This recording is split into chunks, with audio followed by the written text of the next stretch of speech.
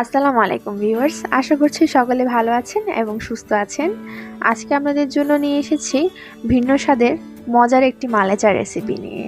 অনেকেই হয়তো আগে মালাই চা ট্রাই করেছেন, তাই বাসায় কিভাবে চা খুবই সহজভাবে তৈরি করতে পারবেন সেই রেসিপিটি আজকে আমাদের জন্য নিয়ে এসেছি। রেসিপি দেখার আগে আমার চ্যানেল অবশ্যই সাবস্ক্রাইব করতে ভুলবেন না। তাহলে চলুন এবার রেসিপি দেখে আসি। মালাই চা তৈরিতে প্রথমে আমার লাগছে 1 লিটারের মতো তরল দুধ। এটাকে আমি মিডিয়াম আঁচে গরম করে নিচ্ছি। আমার লাগছে এখানে 1/3 কাপের মতো বাদাম। আপনারা এখানে যে কোনো বাদাম ইউজ করতে পারবেন। দিয়ে দিচ্ছি 1 চিমটি পরিমাণ এলাচ গুঁড়ো। অবশ্যই চেষ্টা করবেন এলাচ গুঁড়োটা এখানে ব্যবহার করতে। এবার আমি এটাকে মিডিয়াম আঁচে এভাবে রেখে দিচ্ছি। দেখতেই পাচ্ছেন এখানে একটু সর জমে গিয়েছে। এই সরটাকে কিন্তু মূলত আমাদের তুলে নিতে হবে এবং একটা বাটিতে সংরক্ষণ করতে হবে। এটি মূলত মালাই। এই চা তৈরির বিশেষ একটি উপকরণ হচ্ছে এই মালাই। এভাবে আমি মিডিয়াম আঁচে দুধটাকে রেখে দিচ্ছি।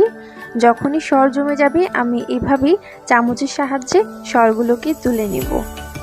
এভাবেই দুধগুলোকে মিডিয়াম আঁচে চুলায় রাখবো। আর পরবর্তীতে যতবারই এখানে উপরে সর জমবে ঠিক ততবারই আমি চামচের সাহায্যে সরগুলোকে তুলে এক বাটিতে রেখে দেবো। এভাবে যতক্ষণ পর্যন্ত আমার 1 বাটির পরিমাণ মালাই জমে যাচ্ছে ততক্ষণ আমি কিন্তু এভাবে সরগুলো জমা করব। আমার প্রায় এখানে 1 বাটির মতো সর জমে গিয়েছে। এখন এটাকে আমি চামচ দিয়ে ভালো করে ফেটিয়ে নিচ্ছি। দেখতেই পাচ্ছেন এটা কতটা ঘন হয়েছে। আমার মালাই প্রায় রেডি হয়ে গেছে। এবার আমি চা তৈরির দিকে চলে যাচ্ছি। এবার আমি মিডিয়াম আঁচেই দুধটাকে রেখে চামচের সাহায্যে দুধগুলো ভালো করে নাড়িয়ে নিচ্ছি।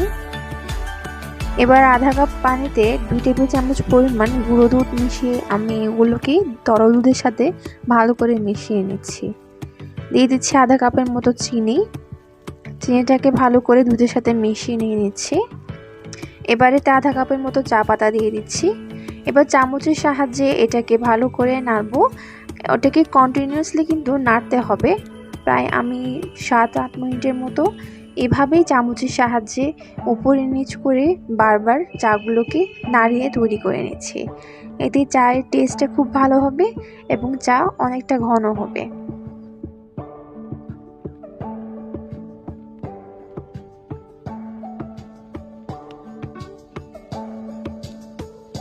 প্রায় 5-7 মিনিটের পর দেখা যাচ্ছে চা অনেকটা ঘন হয়েছে। এ পর্যায়ে আমি একটা ছাঁকনি দিয়ে অন্য পাত্রে চাগুলোকে ঢেলে নিয়ে নিচ্ছি।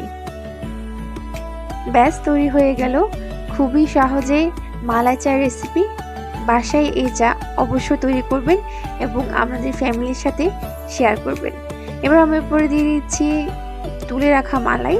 ব্যাস খুব সুন্দর দেখাচ্ছে এবং তৈরি হয়ে গেল আমার ঝটপট মালাই চা রেসিপি। ভালো লাগলে অবশ্যই আমার চ্যানেল সাবস্ক্রাইব করতে ভুলবেন না। আল্লাহ হাফেজ।